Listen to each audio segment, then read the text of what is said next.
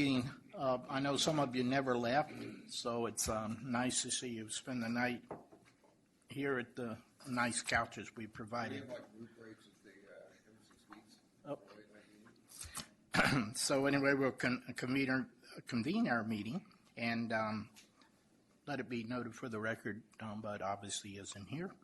Public comments, is there anyone wishing to address the agency? Seeing no one step up, go for approval of minutes. Have a first and have a second. Any discussion? You can choose.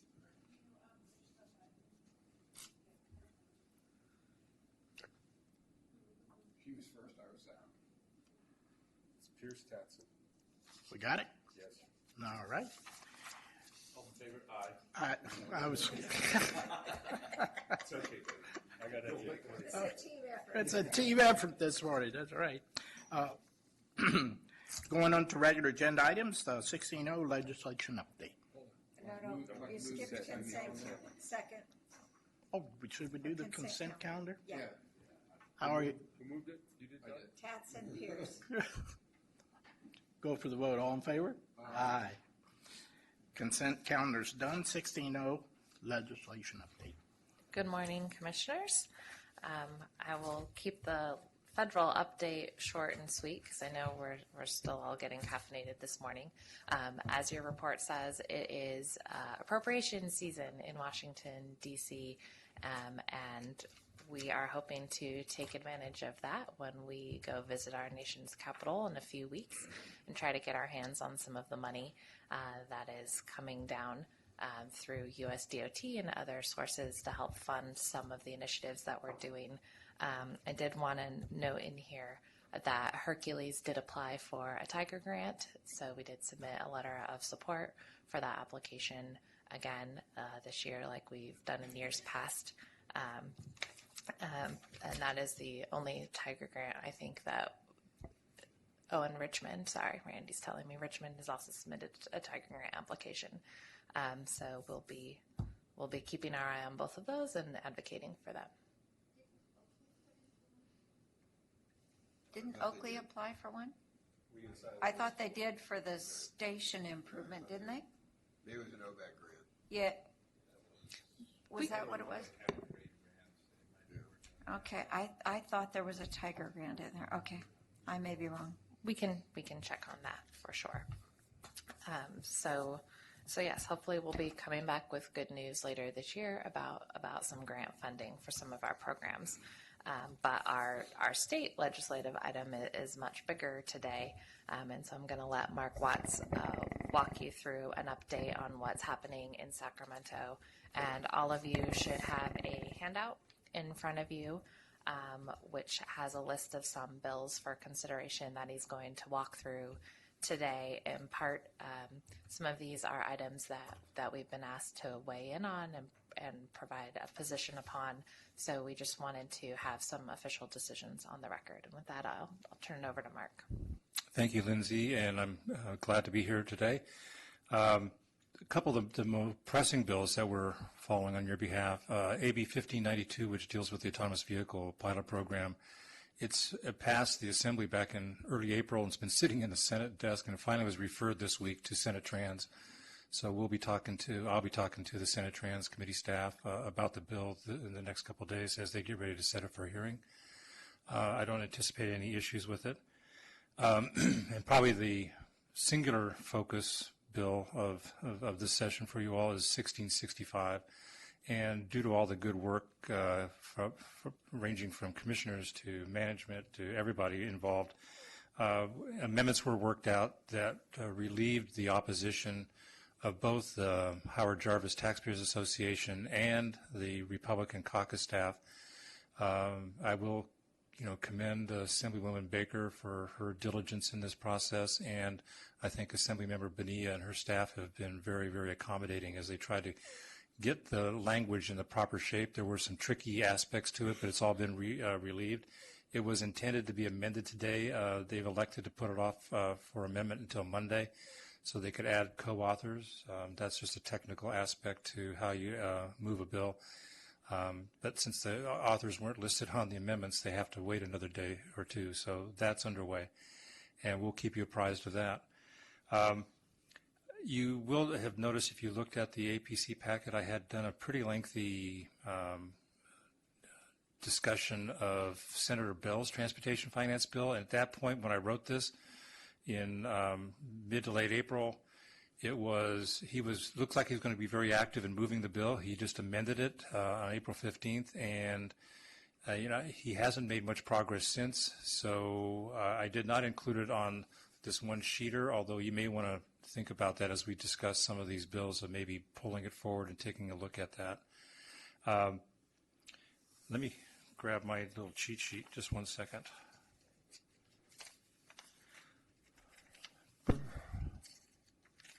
There we go. So the first measure that we would suggest the authority take a close look at and possibly support with caveats is Mr. Frazier's transportation finance bill. He is continuing in the vein of being a county-based chairman of one of the committees. He's worked very hard, and in the last 2 weeks, he's really starting to get some traction on his bill. We helped him get attention on his bill when he presented it to his caucus this last Tuesday, where they came out with he's got a measure of support for it. There were some warning signs from some of the caucus members that maybe the size of some of the taxes may be too high. So he's going to be taking that into consideration as he gets ready to move it forward. So that's why we thought if you're going to jump in and support this, this would be the time to do it. And perhaps, just to remind you of what the tax levels he has in that measure, gas tax increase of 22.5, which includes the element that would restore the STIP funding and local government funding that was cut due to the price-based excise tax reduction. He's got a diesel tax of 30 cents a gallon, a registration fee of $38, which is in contrast to the other major proposals, which have somewhere in the order of $68 to $70. He does add a ZEV fee of $165 and a weight recapturing the weight fees from the general fund are the prime components of his measure. It may be, I would recommend supporting it, but it may be a position that you take a look at as support, work with author, or support in concept. Because if we know he's getting ready to maybe make some changes or to make some accommodations, you want to be able to float with that. So that would be my suggestion. And I was wondering, should I go through these other bills before you take questions? I would move support for Jim's bill. If you do a support and work with author, I think he's going to take that as an offense, and I really don't want to do that right now. Yeah. He'll work with us as well. He'll let us know what he's doing, but a straight support. I'll second that. Call for the vote. All in favor? Aye. Yes, I'm sorry. The next measure that we were asked to take a look at is a measure that would authorize DMV or require DMV to develop a temporary license plate process. This is intended to close the gap between the delay when you buy a vehicle, a new vehicle particularly, and the time the plate shows up, so that when you're using automated toll collection facilities, a lot of folks fall in that gap when you have license plate readers and there's nothing to read. And this is intended to protect toll revenues, and it's in the second house. This would be an appropriate time because it would allow you to weigh in when it does pass with the governor's office for signature. So I would recommend a support on this measure. I would second that, but I do have a question.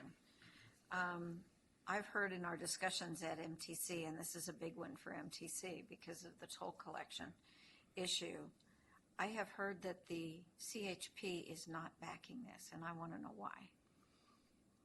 I had not heard that. Okay.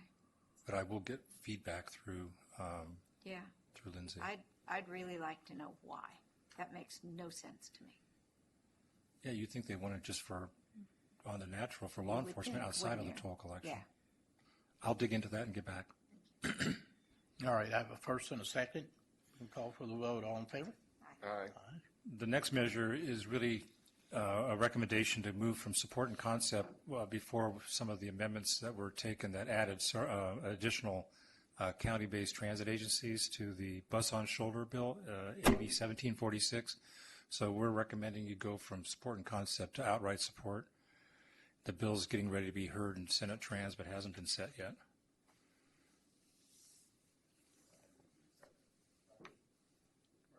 First, second, call for the vote. All in favor? I just want to caution you on this next bill. I'm the one that's actually helping support and put this bill forward. So Okay. I just want to give you the warning. I don't want you to go off on a tangent, and then I'm going to turn around, and I'd like to explain it when you get to it. Yeah, it's, this bill had a true, lengthy, in-depth policy hearing in the Judiciary Committee this week.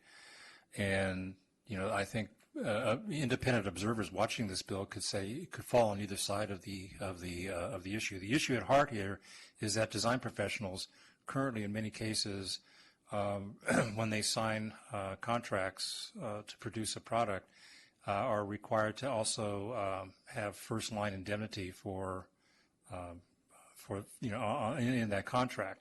Their complaint is that they can't find insurance, and under common law and state law, they have to, when there's a challenge to a contract, they have to immediately provide the day one defense. So that's what they're fighting against. But I think the feeling amongst a lot of public agencies is that they've gone too far the way they've drafted the bill, and they're basically taking them out of any duty to defend, and that's the heart of the issue. If I may, that last statement's absolutely not true. There's nothing in there that does that. And in a higher level view, when we hire an architectural engineering firm, our contracts, as well as most, say you have this first defense cost. For example, accident happens on a job site. Everybody gets sued. Well, what happens is the way that contract is, that lead suit could go against that AE team, and they end up having to defend it. The problem is in the state of California, it's uninsurable. So let's say if you have a current insurance policy, somebody makes a claim, insurance company says, that's an illegal one, you now have no insurance.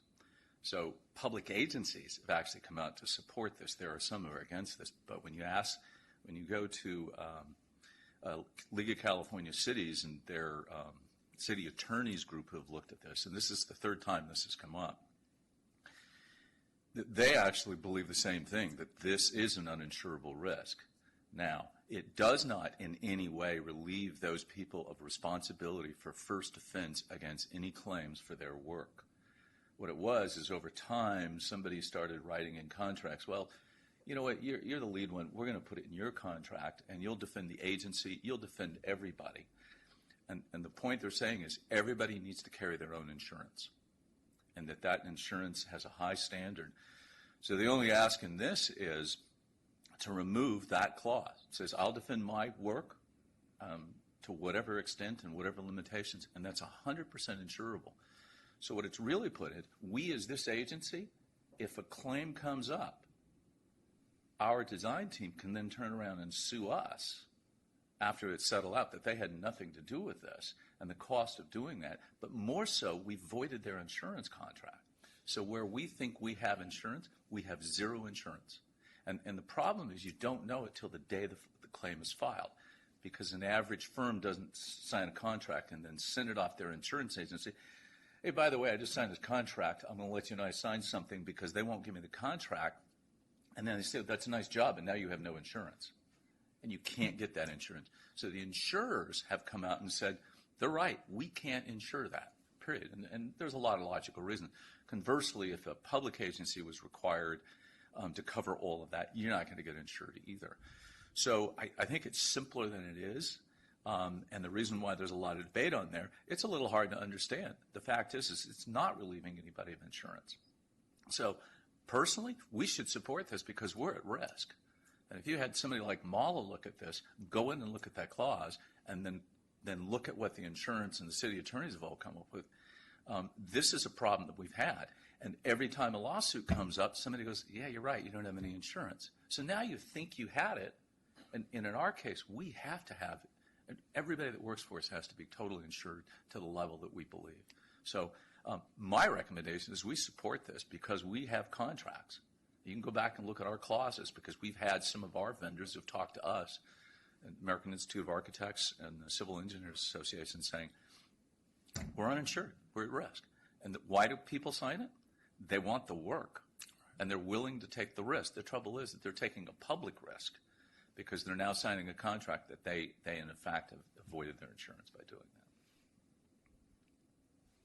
that. So, Commissioners, I got a call a long time ago from Brad Deedy. He's the executive director of the California ACEC group that actually is sponsoring this legislation. And he explained it to me in very simple terms that they were uninsurable and that they wanted to fix it. I think as the time has gone on, the reason why I asked Mark to talk about this is we're being asked to have a formal opposed position by Self-Help County Coalition. So 19 of our partners have signed on. I think it's been 19 that have said we oppose this legislation.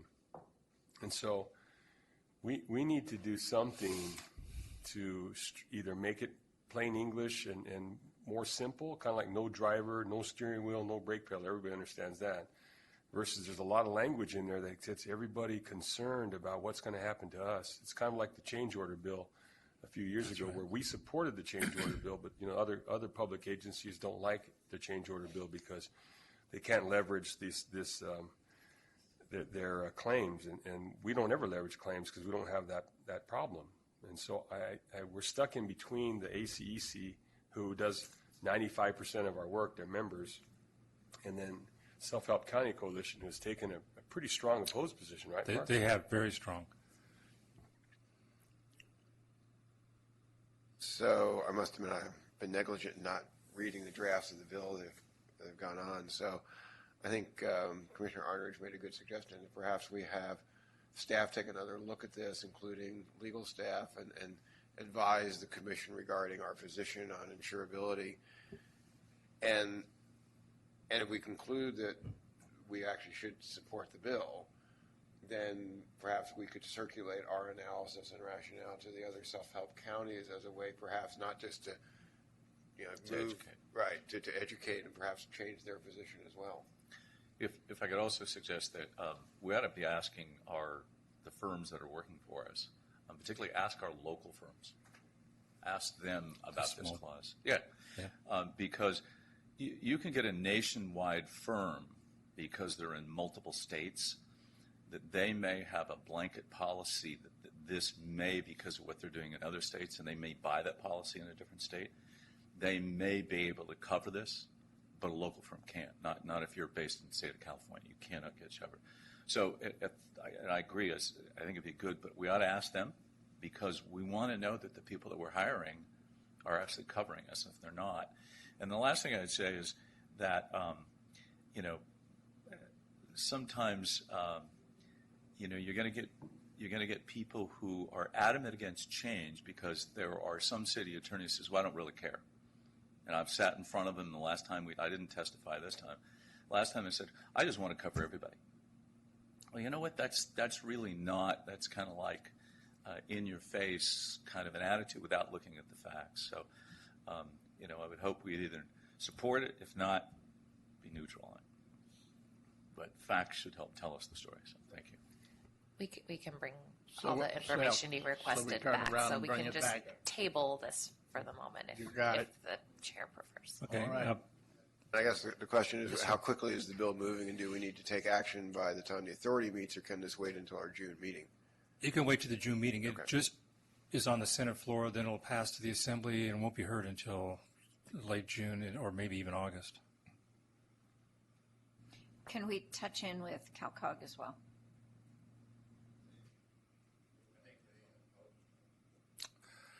I'm not positive, but I believe their members were opposing because there's a lot of crossover with self-help. So.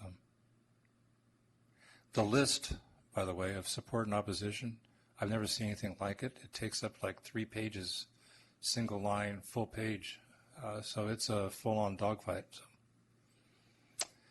So.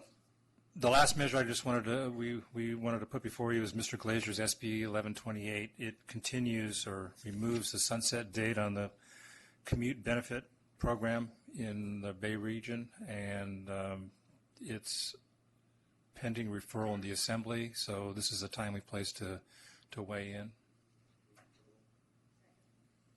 First, second, call for the vote. Aye. All in favor, aye. There we go, support. So with that, I thank you, and if you have any other questions. Well, I just want to say, I wanted to thank you for all your work on 1665. And I know Commissioner Pierce has had an opportunity to go to Sacramento and testify, and I've gone to testify. And then when we went to visit Senator Hancock and Assemblymember Thurman, we happened to have a walking tour of the, I think, 4th floor of the state capitol, where we walked back and forth between Assemblymember Bonilla's office and Assemblymember Baker's office. And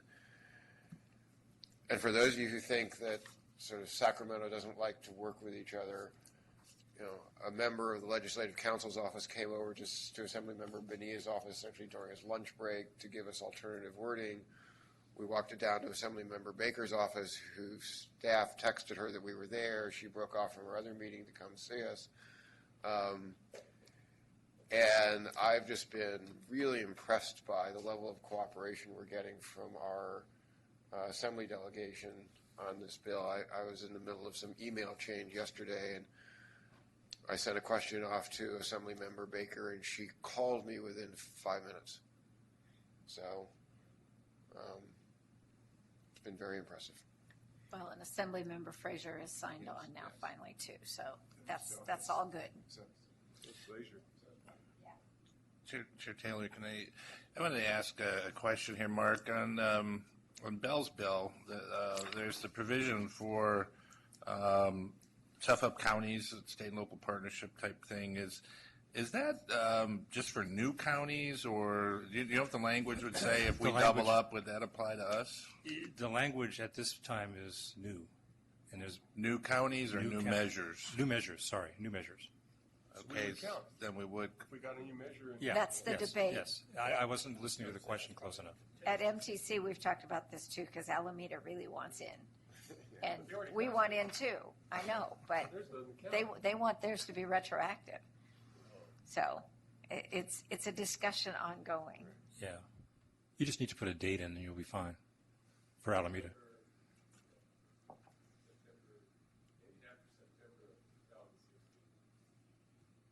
There weren't a lot.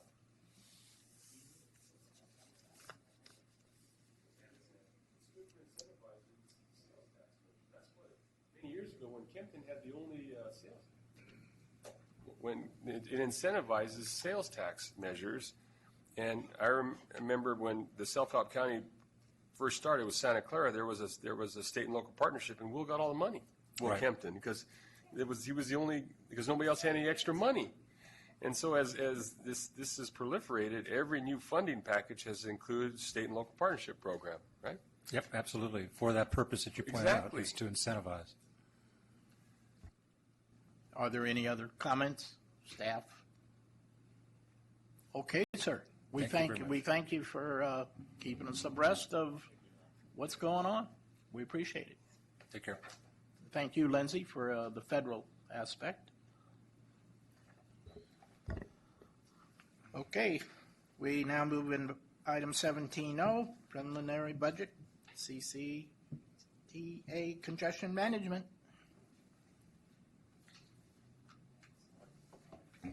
Good morning, Vice Chair and Commissioners. Today we're here to propose the 2016-17 operating and capital budget. Today we're going to go through a presentation on the work that was done by staff to prepare our projections for the 16-17 year. It'll be on the consent calendar for the Authority Board later this month, and again we'll come back with any changes on the June 2nd APC, and then present it to the full board again in June.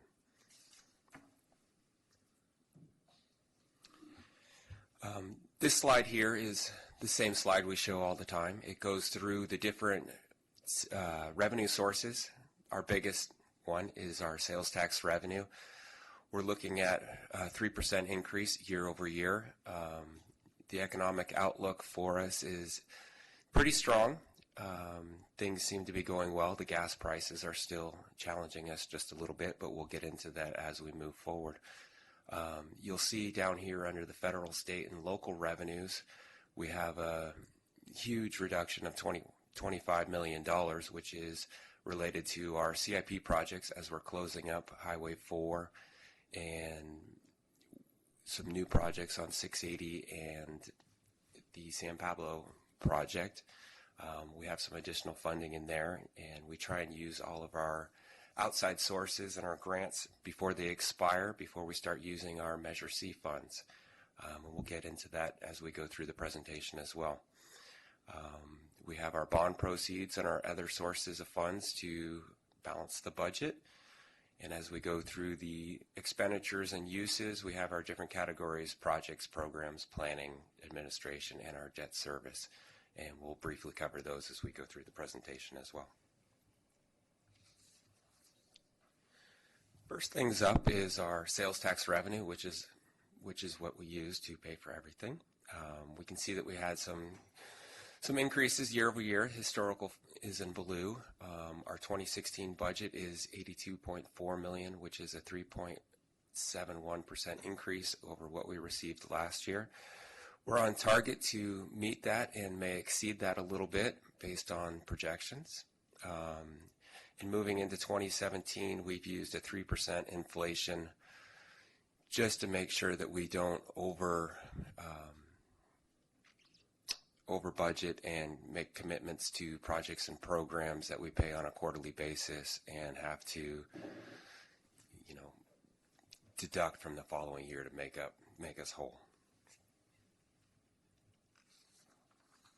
This here is the detailed slide of the first 6 months of point of sales transactions for the authority. We received this from the State Board of Equalization. It usually takes us about 3 months after a quarter is done to get all the information from them. So you can see that in the bottom right-hand side, you can see that we're 6.2% greater than we were the year before. That's great news, and if you think back to what my projections were for the year is 3.71. We typically have some strong growth in the holiday season, which tends to taper off towards the last 6 months of the year. So we've left our budget at the $82.4 million to make sure that we don't budget too much. Again, the gas tax revenue year over year, you can see is the biggest turn. We all know that the prices are lower at the pumps, and that is about 7% of our revenue that we have there. In the middle of the screen, we have Amazon, and we all know that everybody's purchasing a lot more online. It's only 1.74% of our annual or the first 6 months budget, but you can see it's grown about 26% year over year, so that's going to continue to improve, and in future years it'll be a much bigger component.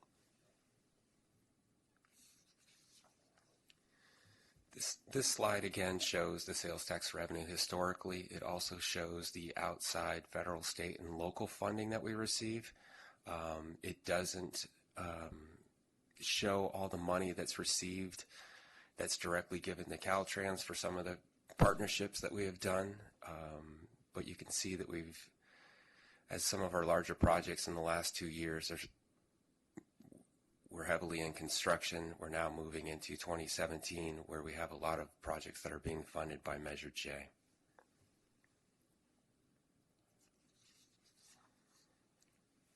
This slide will go through the different outside funding sources. The RM2 funds is decreasing $15.2 million with the completion of phases for the SR4 East widening and utilizing the remaining balance of earmarked funds on the I-80 San Pablo project. The BATA funds are going down about $11.8 million through the completion of the SR4 160, which was fully funded by the BATA funds, and additional funds that are in there for the FY17 budget is for the I-80 San Pablo project.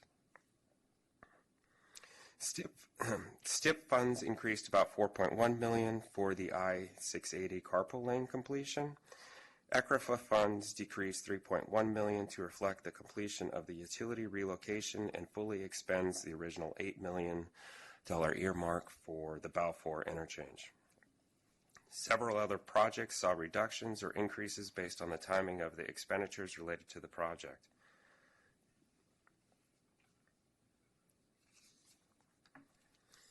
As we highlighted before, the $32.1 million in grant revenues, this slide here will show where the allocations are going. You can see that the SR4 widening project is getting about $1.1 million. The I-680 corridor project is getting about $4.5 million in RM2, $3 million in BATA funds. And of the original CIP projects 1 through 9, the categories we have, that's about $82.7 million. Once you do the reduction for the outside funding sources, that leaves us about $56 million in Measure J funds. Of the $56 million projected there, about $45.5 million will come from the 2015 bonds that we issued, and the remaining amount will be used from earmarked funds that are programmed through the Measure J strategic plan and a collection of funds that we've received over prior years for these specific projects.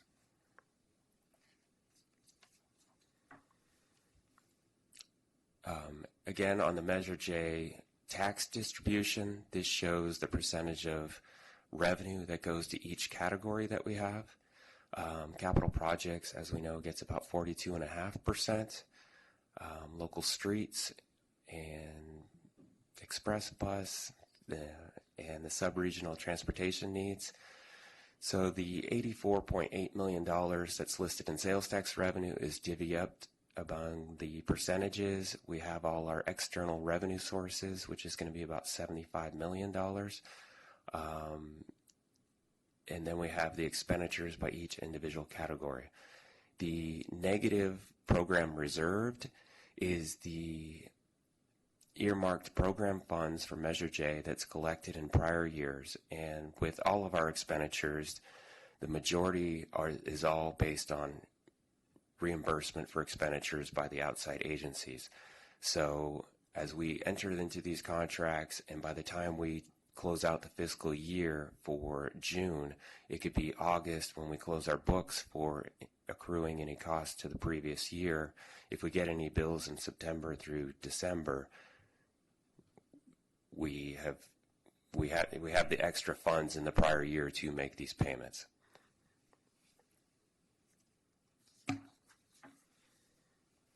Again, this is the change of the CIP projects for our capital construction. Proposed expenditures as a whole is $211.5 million for the authority. As we go through and look at the Measure J projects, it's about $133 million of commitments for the previous fiscal year. That's a reduction of $32.9 million for the 16-17. And as we discussed earlier, a lot of these larger CIP projects are now coming to fruition. They're being closed out, and we're starting to work on other projects as well. Yes? The second line says the project expenditures decreased to $118 million. I'm trying to figure out where I see the $118 million in the table. Well, it decreased by 24.2. Right, to $118 million. Yeah. I'm trying to figure out where the $118 million is.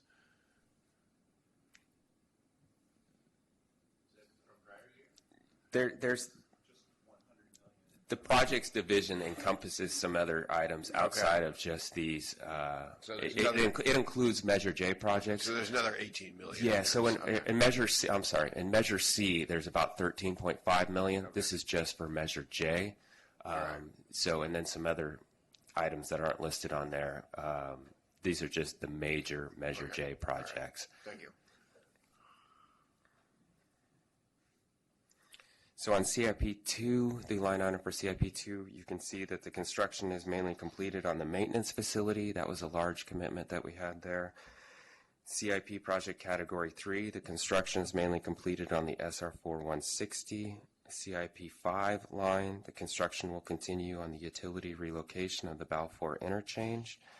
CIP 7, that category is the utility relocations and constructions for the first phase of the I-80 San Pablo Dam Road interchange improvements. And the sub-regional projects is our commitment to the major streets and working with the individual municipalities on those.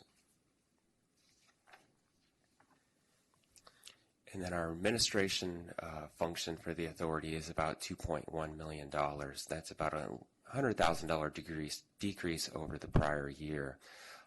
Our salaries and benefits projected for the fiscal year 17 represent 0.81 of the 1% limitation, so we are well below the 1% limitation that we have for administration for salaries and benefits. The programs division is about $52 million, which is down about $2.5 million.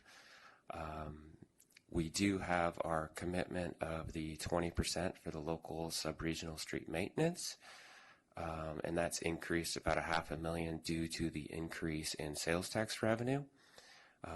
And then our transportation for livable community projects decreased $3.1 million, and that's the number of projects that are done for the individual cities and reimbursing them for expenditures that they've acquired.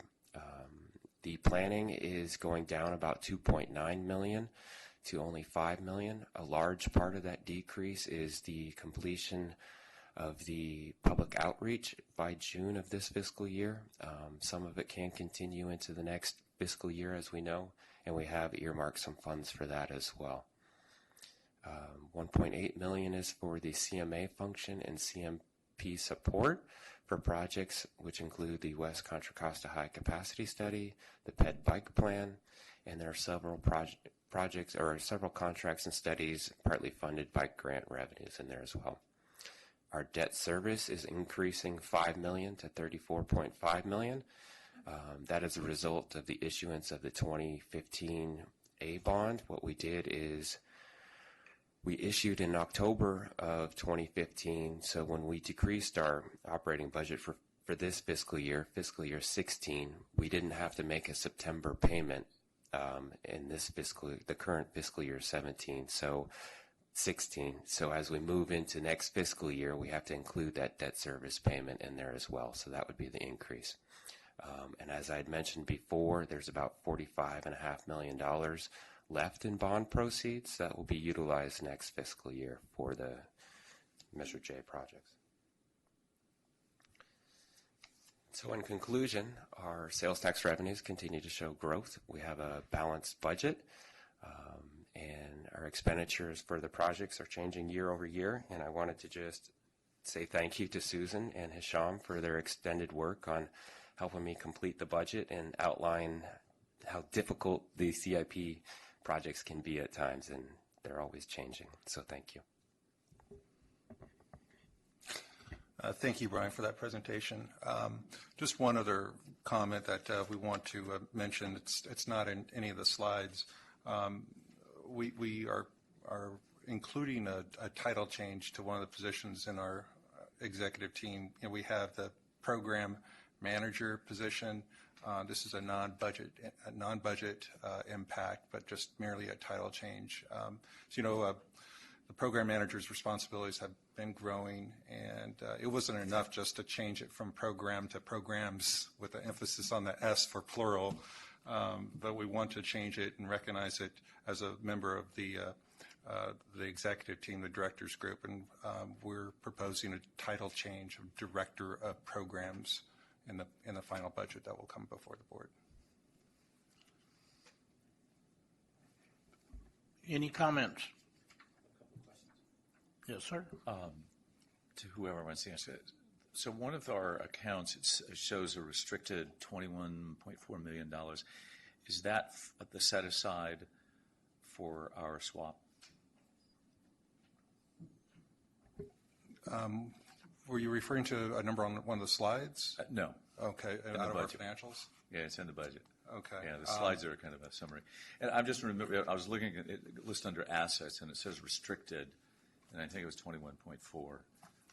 And I'm just wondering, is that that sounds about the number for a swap, or is that smaller than? That's approximately the same number of that we're having to collateralize beyond the $40 million. So it's shown as an asset, Yeah. but it says it's restricted, so, Yeah. okay. The other, and this is just a labeling thing, I see under administration, we have a title that says bonus pool. Isn't that a pay-for-performance category? Yes, it's a pay-for-performance program. Could we label it that way? Because I think in government, it's pay for performance it's an incentive base. You set your goals. Your boss reviews you and says you met your goals, and I just think it sells to our public better because that's really what it is. Yeah, you're absolutely right, and that's an oversight on our part, and we're going to change the pay for performance. Great, and then on. I saw some numbers, and it's hard to read because I'm not an expert on that, but I know Transplan has a series of functions and safe routes to schools and things like that, and I see some numbers changing in there. What's going on with that? There was talk about whether or not this agency would take over some of that function and then go to a consultant basis. I can't really find how that's in this budget. I don't know who wants to share this, but I know it's in there. I just don't know where the form is, and I just like to, as a conscientious decision, here's what we're doing, as opposed to money's just sliding from one side to the other. So the question is 511, how are we handling 511? Right. So the proposal is we're going to take over 511 as a program underneath our project management consultant, Stantec. We get a direct allocation from TFCA dollars. That's not going to change. We're going to put together a program, so we can't tell you how we're going to allocate those dollars yet, but we're going to change the way we approach the 511 program within the two subregions, East Transplan and Central Transpac, to start. And we'll roll out a program for you. So the dollar amount coming in won't change. Right. The expenditures won't change either. It's just we're going to change the way we approach it because you're going to have to pay a little bit more overhead because it's a consultant now, not public sector staff. But we think that's the best way to approach it. We'll bring a proposal to you. The first process has to be that Transpac makes a decision that that's the way they want to go. So is this scheduled to be, I'm looking at Transpac, effective July 1st?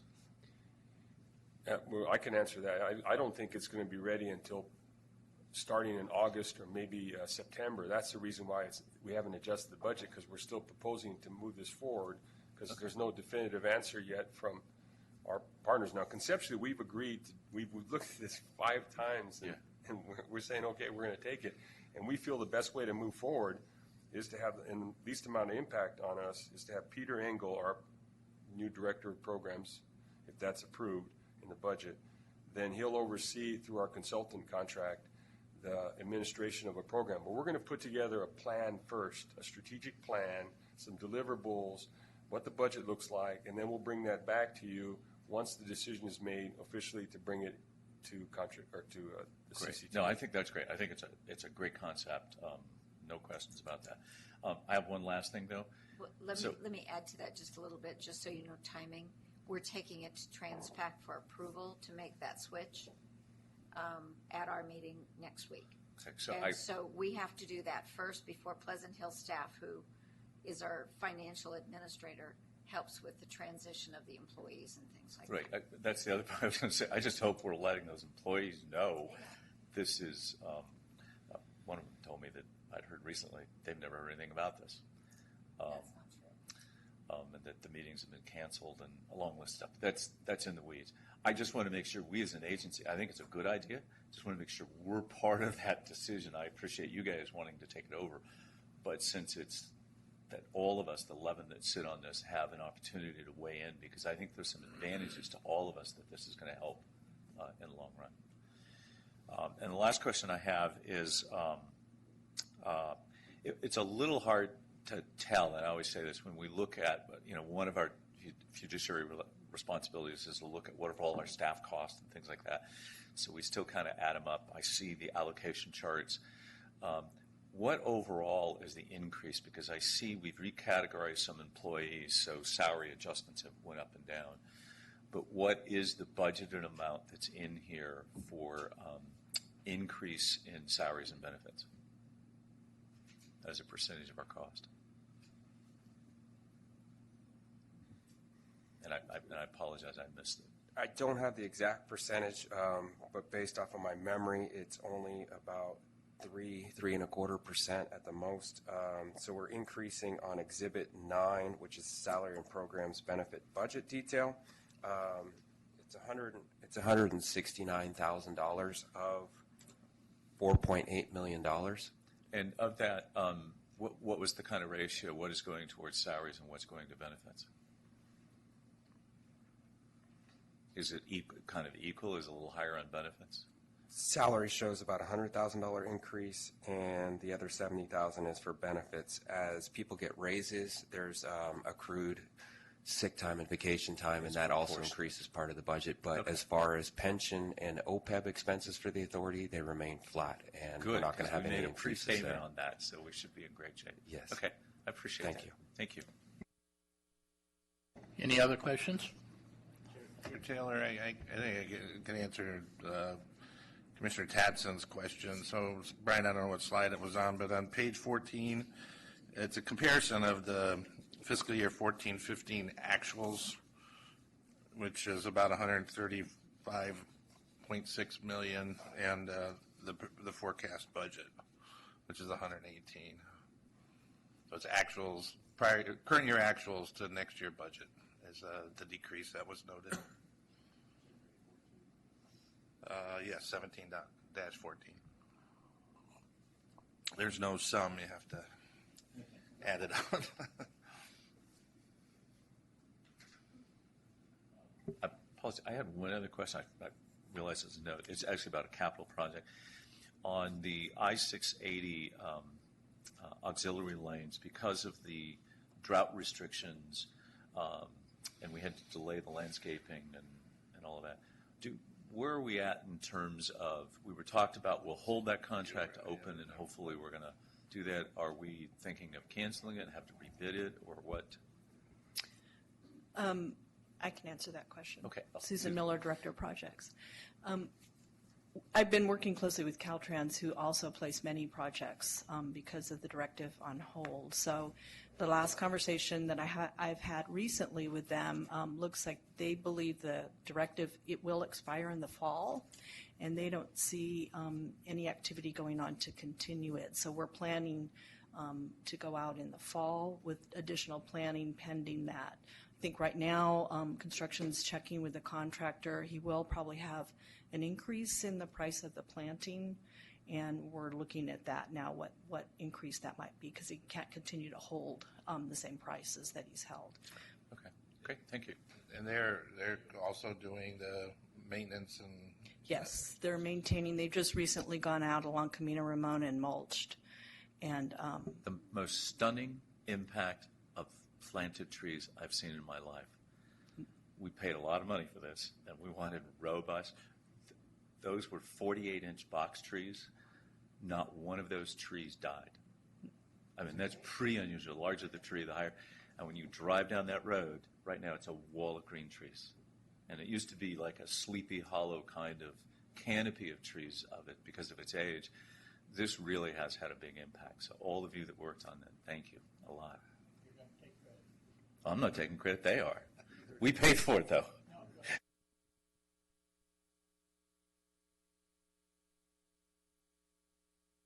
Are you okay with what was going on? Question for you, going back what you had earlier said. This is going to go on consent calendar to the entire board? Correct. So this is kind of like a budget workshop where we discuss the initial items and look for some advice and some changes that we're going to be making to the staff report before it goes to the authority board. And as we bring it back to you in June, we'll make sure that we have those changes in there and move it forward to the authority board for adoption and be in effect on July 1st. There you go. I'd move we accept the report with the changes. Second. First and a second, call for the vote. All in favor? Aye. Opposed? Done. All right. Moving to item 18, correspondence. I'd like to, we have a request from one of the supervisors, and we've also had a very active supervisor that sits here pretty much every meeting. Regarding rotation, they've asked to be chair and vice chair of CCTA. And I've been here not as long as Mr. Tatson or a few others, but we've never had a supervisor. And so I guess we need to kind of come up with some type of answer and refer staff as to what procedure, what should we go, and what should we do first. Yes, sir. Been here long enough that I remember something when the authority was formed and the dynamics that existed at the time that caused the then authority members to have the chair and vice chair rotate among the 8 RTPC reps.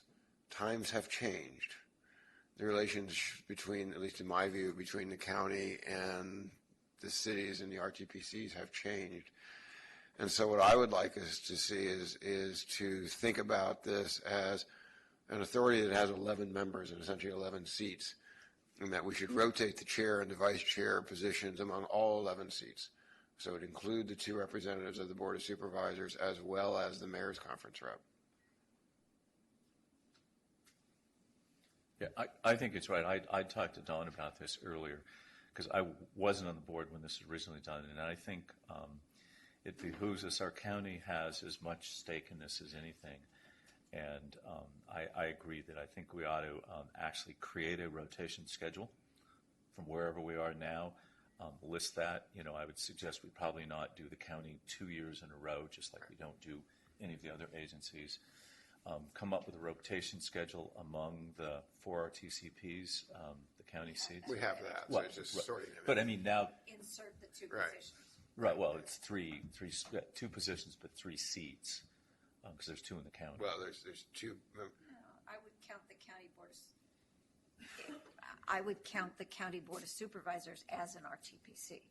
Right. So there would be 4 RTPCs, the board of supervisors, and the mayor's conference. So I 6 misspoke. total Yes. in rotation. And the only provision I would make is that in LAFCO, we had a similar situation where we had 3 groups of 2. We had special districts, we had cities, and we had board of supervisors, and then we had our public member. And after some consideration, what we said is really what we have are 7 seats. So our rotation pattern is county member 1, city member 1, special district member 1, board of, public member 1, then county member 2, city member 2, special district member 2, and then rather than give the public member Once twice. every 6 years, yeah. Right, you essentially do everybody's once every 7 years. So you really view it as 11 seats. The seats are essentially assigned, positions A and B in their category, except for the mayor's conference member, and every seat gets to be chair every 11 years. The only problem I have with that, and we've dealt with it in the past, I mean, if you make it rigid, then it becomes, if it goes with the seat, then you have the potential to get somebody who's brand new, their first year on, and they wind up with that. And so I think we need to leave some flexibility I think there, you need and some- where we flip right. the rotation a So couple of times. it relates to... You and I did that once. Yeah, it relates to the, whether it's WICTAC or TransPAC. I would frankly leave it so that you have the 4 RTPCs and let them work out who's Yeah, going to that's do fine. it. And then the county board does it, but it's still a simpler rotation. Okay. Rather than 11 seats, I think you do it as 6 seats. And then have the mayor's conference rep every 11 years. I don't know that you get that technical about it. Well, I mean, it's otherwise you wind up having them to be the 6th category. yeah. Yeah, I think it should be. I hear what you're saying, Julie, and it's politicians trying to be a little political sometimes, and having been part of a organization that used to cherry pick people and things like that because you're not experienced, whatever, we got over that. Yeah. So Let the RTPCs decide. well, but what I was going to say is I think it is 11 11-seat rotation and let it be that. And then what it also prevents is that you don't have one RTCP that's 2 years in a row and you end up with the same person. So let me. Well, if you rotate among the RTPCs, you can't have so- that anyway, So let me suggest, which is what we're doing now. We basically have an 8-year rotation now. right. So let me suggest how this would work if I understand it. So you'd have, for not necessarily in this order, you'd have WICTAC, SWAT, county, Transpac, Transplan, Mayor's Conference, WICTAC, SWAT, county, blah, blah, blah, and you'd skip the Mayor's Conference the second time because they'd already served once, and then you go back to whatever the first RTPC was. You know, I do have an issue with that because frankly, at least within the Transpac RTPC, we have had occasions where someone, the second member maybe, is brand new on Transpac and doesn't, I mean, they're brand new to this authority. They don't want it. Or they've been there a while, but they've been there 4 years, but they've never had a rotation. And so one member skips being chair to allow the other one a rotation. Right. So if you go to 11 years, there are some folks that are going to come and go and never have a chance. That's where if you let the RTPC decide who among their rotation is the one to get it, then you have the opportunity of letting someone have an opportunity to be chair when they wouldn't have gotten it by the numbers. And that's what I was trying to accommodate with the second thing. But I think that's a problem. It's a problem in one agency. It's 11 years in between, and somebody can come on and, you know, just midway after Representative 1 has done their term, so it's 11 years in between, and that person changes, then they never get a chance. I'm not explaining it well, but. But no, I think I understand it. But the reality is SWAT doesn't do that, right? And there's your group does in a different way. And if you look at the wall up there, you can see the same faces. And, you know, the reality is, as much as we want to use experience and all of that, the fact is we need to build lots of talents and depth with different viewpoints, and the rotation system that I think Dawn was suggesting, I think it helps do that. And while you can always use the excuse, well, I'm more experienced or whatever, you know, I'm the saying fact is, exactly the opposite. well, I'm saying but the that- mechanics of it, Julie, happens to work out to be just the opposite of what you're saying, just in truthfulness, to be honest. And the only issue that we're having is with one group. They come to all of us as sitting board members and asking for, how can we help balance this out? So let's give it some thought. Oh, I'm fine with including the county and the mayor's conference rep. I have no problem with that. My only issue is it a rotation of 6 or is it a rotation of 11? And I say it be a categorical rotation among 6 categories rather than 11 members. Right. And what I'm suggesting is almost like it's 5.5 categories. Yeah, I don't know that that's as big a deal. I mean, if the mayor's conference gets it every 6 years, I don't think that's that big a deal. Yes. Commissioners, this is really a scientific approach to a very unscientific process that we currently use. We have a spreadsheet in Terry Ann's office that basically we as staff, when the new year comes around, we always say, well, we're going to have a board change on the vice chair. We already know who's going to be the chair because that's the vice chair. So who's behind that vice chair? Mm-hmm. So I think that, and we've always approached it as 4 entities, not 8. And we just called the RTPC, whoever the chair is, and say, you need to send us a name. Mm-hmm. So I think the decision, if you agree that the representative for the mayors is one entity and then the county is another, then the only decision you would have is, as Don says, Commissioner Tatson says, is that if the conference of mayor representative only gets one shot and then you skip them the next time and then bring them back again. And that's the science of the program. We don't do anything more than that. And then we look at APC and PC, and we do the same thing. We have a list of what the rotation is, and we just give it to the chair of the various RTPC. In the future, will be the county. When it's their turn, we'll ask the county president of the county to board of supervisors, say, who do you want? That's right.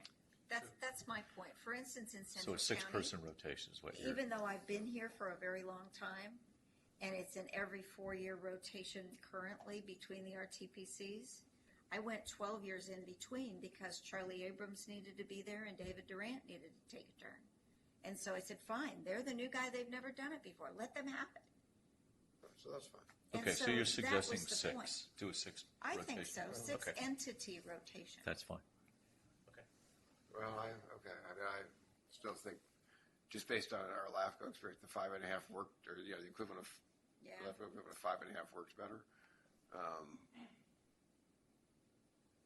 But I think it's fine this way. You sound like you're getting no rule. yeah, it sounds like I am. It sounds like, But nicely. yeah, yeah, Newell We're didn't, giving the mayor's conference an extra Right. turn, and that changes probably more often than some of them do too. That's the most. okay. So the next staff question is, do you want to formalize a policy, or do you want us to just add and it depends on who, but where do you want us to add the rotation? Where do you want the county to go in, and where do you want the conference of mayors? And we can do this informally and just add them in, because it's never been formalized that they were left out. That's the point. So you tell us how you want to do. We can do a full board or a staff report with a full analysis, or we can just say, you tell us. Let's just include them. Yeah, I mean, Because So if we who's add first? that in The necessarily. county first, then the mayor's well, conference of mayors? what I would suggest is we maybe just do it somewhat randomly. So we've got an existing rotation among the 4 RTPCs. Don't change that. Okay. Where do you want to insert the county? What I would, Make them the next vice chair. Next vice chair? or you just have a random draw. And you just let it see where it pulls, that comes out. I'd throw him in as the next vice chair. That's all we need to know is where do you want to put it? You want to do it randomly, or you want it, so if you give Okay, us. so what I would do, if we're going to do that, then I would do the county as the next vice chair, then go back to whatever RTPC comes up next, then go to the mayor's conference as the one after that. I'd throw them both in. No, we would, but this would throw them in, but it just spaces them out. Exactly. And then the other issue is, since we've had a little discussion, mild, but I agree with Julie, let's throw them in the mix, and that way everything should just level out, and then everybody will still get their shots. You might be able keep the rest of the rotations, which is a good way. The only thing I'm going to ask, and I had asked before, shouldn't we have something? We have nothing, no ordinance, no procedure. We don't need it, really. And my assumption Okay. is this applies to committee chairs as well. Yeah. Well, the request really, I think, was for the authority. I would apply it to. We should do it for all of our Right. appointments in the same way. Spread the load. Okay, as we make this for staff's purpose, we have to present this to the board, correct? Right. And I think we just report out our recommendation. so we report out our recommendation. Is that? Yes, sir. We So, recommend an informal policy. so where you have a county supervisor on a or standing committee of the board, we'll produce a rotation program. Where you don't, we Then you won't. don't. Right. Okay. Right. So it'll be art.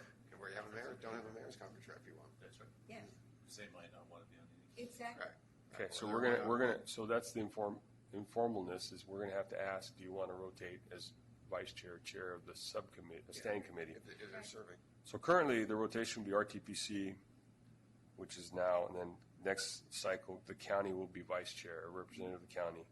Then the cycle after that, RTPC. The cycle after that, the Conference of Mayors rep will be then vice chair. And then RTPC. Okay? All right. Sounds good to me. Slide them into this Now spreadsheet. I'm going to ask this, and you guys guide me. So the two setting supervisors have to decide who wants to Among be. themselves, That's yes, their that's- deal. That's their problem. That's Right. not our Right. deal. We're not involved in It's not RTCPs. a Right, popularity right. contest. I just wanted to between make them. sure that, Whoever they nominate, They we'd duke it support. out. let them RTPC. chat about it. Yeah. Right. Okay, it's called challenge. All right, do we have that? Yep. Do we, I don't think that's not a, that staff hat? Yes. I have a comment on the staff part. Yes, go. So Commissioners, I have actually two comments. One, we've closed out in the consent item, Sand Creek. Ivan Ramirez, our construction manager, can you come up and help me out here? So how much was after closeout, how much money, and I assume it's measure money, what is our savings on that project? Good morning, board members. Ivan Ramirez, construction manager. So right now, we're anticipating that the Sand Creek project overall is going to save about $800,000 of Measure J money. And I don't understand the details about how the savings go where. I mean, Ross is the one that worked this out way back when, and it ends up being that all the savings come back to Measure J. Yes. Very cool. It's a CMIA project, so the CMIA project, and you probably recall, state has a savings policy, but we added a second bridge. So we spent the state's dollars. They're getting far more than we promised. So we'll report on our success. So your faith in us doing advertise, award, and administer construction going all the way through is hopefully is paying off. It's a lot of work, a lot of stress, a lot of risk, but I want to thank the Ross's team and Ivan Ramirez specifically for all the work that they do. We're trying to get Balfour advertised, and Susan's doing a good job. We have an issue with a right-of-way agreement. We're trying to work our way through that. As soon as that happens, we'll advertise that project, and we'll hopefully have great success on that as well. But the main reason why I'm talking today is we're going to do a full closure of Interstate 80, and it's going to be next week, and it's anticipated it to be next week. The reason why we haven't gone out, because I asked this question, normally you go out months in advance saying we're going to shut Interstate 80 down, is we didn't know whether or not the piles were going to be accepted. And so it's really a constructability issue. And so once the piles are accepted, then they're ready to do the rest of the work. And so Lindsay and Ivan have been working diligently on making sure the messaging is correct. We're going to start putting the signs up. We're going to make sure that Caltrans advertises a full closure on Interstate 80. The problem is that, when I worked for Caltrans, we always look for major events on that same weekend. And holiday weekends generally are the best, because the volumes go down, people are staying at home, and Labor Day is actually the best. That's why the department shut the bridge down on those days. So I wanted Ivan to talk to you, and maybe Lindsay can chime in, all the things that we're doing to make sure this full closure, now this is both directions, right, Ivan? For how long? For the weekend. So it's it's anticipated May 4th. Well, we actually sent you an email, so that's good news that if you don't know that yet, either the email isn't opened or we're sending it to the wrong email. But I believe we sent it to everybody. I saw it come by, but I haven't read it yet. It's a big issue. This is a big issue. Hold on. May 4th, from Saturday, May 14th, from 11 o'clock in the evening, like last night when we finally finalized our meeting. So at that time last night, open at 7 a.m. on Sunday morning. So it's a short, Just an overnight. but it's still a full closure. Okay, but it's 8 hours. Still a full closure. Okay. But how much, So Ivan's going to tell you all the good things that Ivan has been doing. Right, Ivan? That's correct. Thank you. As you know, commissioners, we from the very beginning of this project, we had some challenges with a protest that we successfully resolved. After doing that, construction started in January of this year. We had the ribbon cutting. I don't believe any of the members here attended it. And so far, it's been a very challenging, yet I think we continue to move the project forward. The school district has worked with us tremendously. I can't say enough good things about them. They have allowed us to do some work ahead of what we anticipated to be in there, and that allowed us to gain some time on the schedule. There's been challenges related to the utility relocation. We knew we were going to have some utility relocation that was going to be difficult, coordinating with AT&T, Comcast, East Bay Mod, and the Water District in West County. and AT&T has been the most challenging. I had to actually ask Randy Wasaki to help me elevate the issue because we were coming at a point where it was going to delay us. They ended up delaying us, but it was not significant, and I can say good things about Hisham for helping me throughout this process. So looking ahead, we, like Executive Director Wasaki stated, we will have a full closure, the first one of many. We are allowed to close eastbound and westbound at each direction. Sir, what did you say? So, by the way, this email was sent during the middle of our meeting last night, and some of us didn't get home. No wonder I It haven't was sent seen at it. 8:08 p.m. We went home, tried to figure out how to sleep and come back. So, with all due respect, that does have a good headline. We would have seen it. Commissioner, I'm not challenging. I'm just saying that it was really tongue-in-cheek. I apologize for the levity. But we are trying to get the information out to everybody to make sure that you can tell your friends that there's going to be a closure on 80. Stay away from that area for that time frame. And we're trying to schedule it at the right time. The contract, there's not many full closures. The contract limits the number of full closures of Interstate 80 to do the work, correct, Ivan? So what's that number? There's 5 in each direction. What did you say? There's 5 closures in each direction, and they have to do with demolition of the bridge. That's a complete closure. And then the contractor is allowed some closures to put the false work, which is the temporary support before you put the permanent structure. The grading of it, because the grading is delicate. Once the support is in place, you have to get the surveyors out there, get the correct elevations. And most of the time, when false work fails, it fails during those instances where they're grading the false work. So anyway, so he gets 5 in each direction. And this particular time coming up on May 14th, and please keep in mind that it might get pushed until the 21st, depending weather. We're expecting weather this week, and it's kind of odd that we're expecting it, but that might push us a little bit. And so we're going to close it like we stated earlier. The closures begin at 10 o'clock, and the freeway will be completely closed by 11 in the evening or 11 at night. We expect the freeway to open at 4 o'clock. We are working very diligently with the contractor to have contingencies in place and to make sure that we have a schedule that we follow very closely. And the contractor faces severe liquidated damages if they fail to open in a certain time.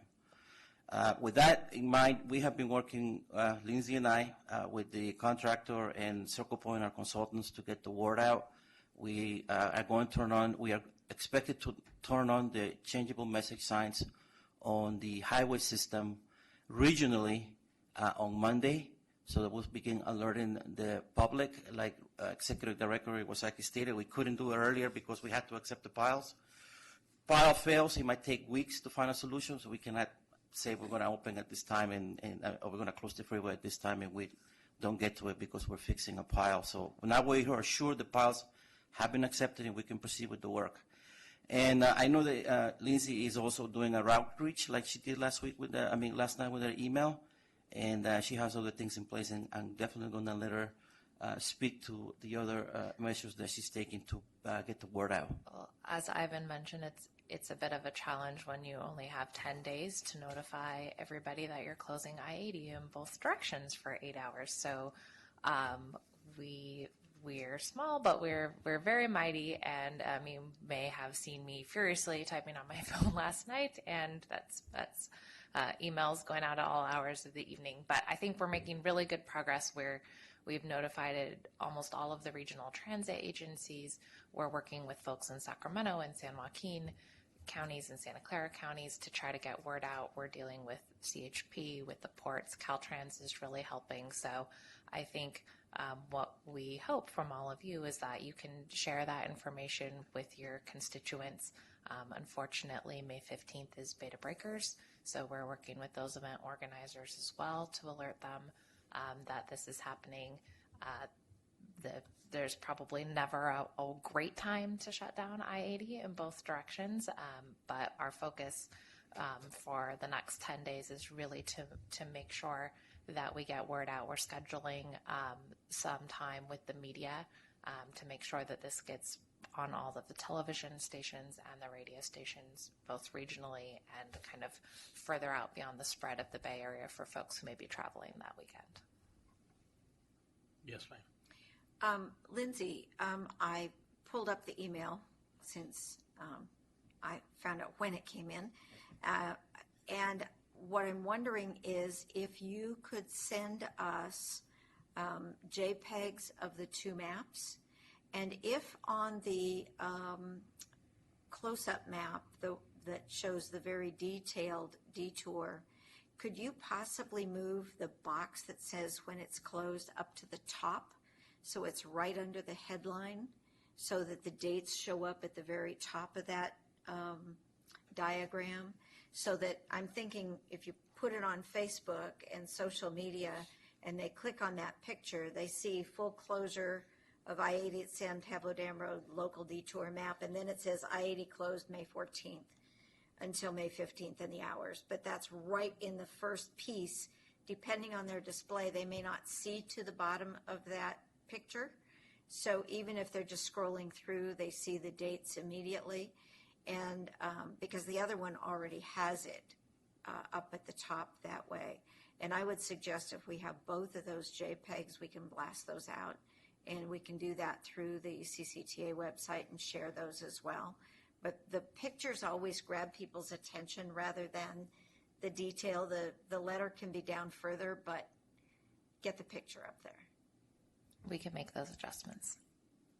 Just a question on that. Obviously, we're more involved because we're AAAing this project.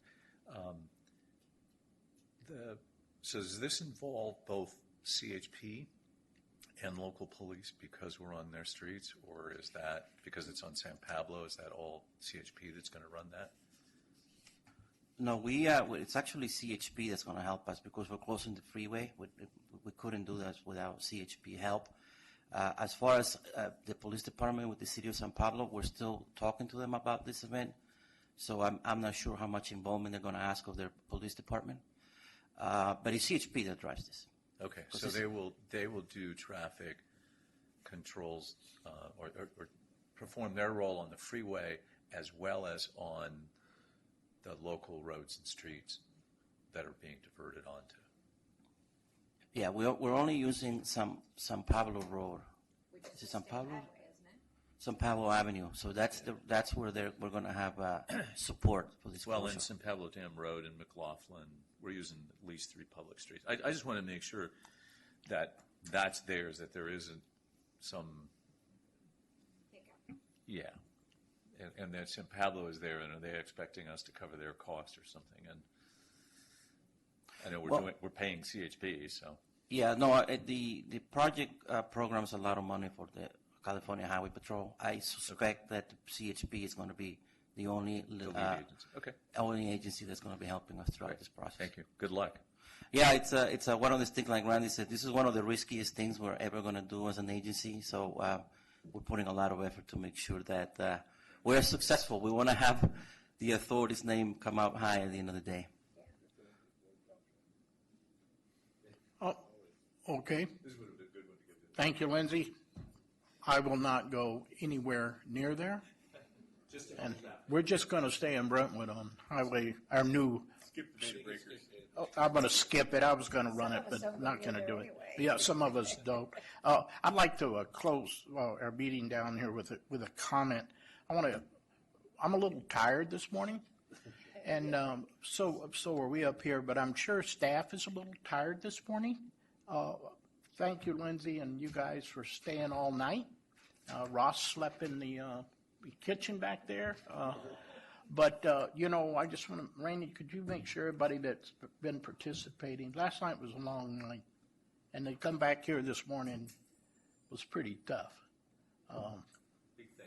I think a big thank you is well-deserved, and I would hope that, so if you could relay that, because, they stayed here, man. Your staff was here. I will. It's we made a presentation the other day about accelerating change, and a lot of it has to do with getting the right people in the right spot and letting them do their job correctly, and not nitpick people. And I think that we have a pretty darn good array of team members that work very well in like in football or sports, where you back somebody up. They're always looking to make sure that if we don't fail. And so if one person fails, everybody fails. So what they're trying to do is make sure that we cover all bases. And so I really, as I said before in front of a large crowd, I really love the team that we have, and I'm very appreciative of those. So all the people that are here, all the people that are listening, I know Peter came out when he heard the discussion about transit last night. So he was back. Lindsay's back there typing out all these reports to get them to you, sending you emails, so that at least we say we did cover that base. So they're a very good team. So we appreciate it. And once again, we have a great relationship with our board. That's really critical. You can't innovate and do all these fantastic things if you don't have a good relationship with your board. So thank you. But people still like to be thanked and know. Yeah, I will tell them. Thank you. A pat on the shoulder, because we really do appreciate it. We couldn't do it without you. And I'm sorry I didn't check emails at 1 this morning, and then I left at 5. So, but very good, Lindsay. You did it right. So is that it? All right. Thank you, and thanks for me being the chair for a little while. Thank you.